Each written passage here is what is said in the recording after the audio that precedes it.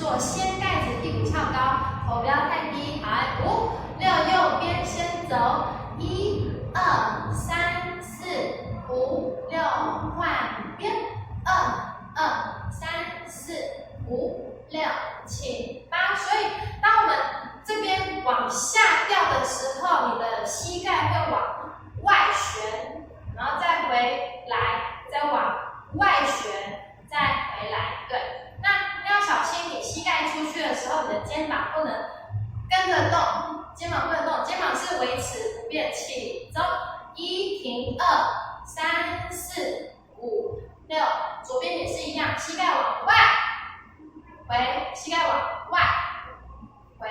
那有些人会变成这样被拉出去的原因，是因为他没有夹你的内侧腹股沟的地方，这边要记得夹。所以我们再做一次左边，膝盖往外的时候，记得夹这内侧气力。Go， 1、2、3、4，夹右边，好，请再一次右边就好。2、2、3，左边5、6、7，好，看一下侧面长怎样。我们一开始是斜马步的姿势，忘记斜马步的人就翻第2集，第2集有跟大家讲哈，跷跷板的时候是这样 ，OK？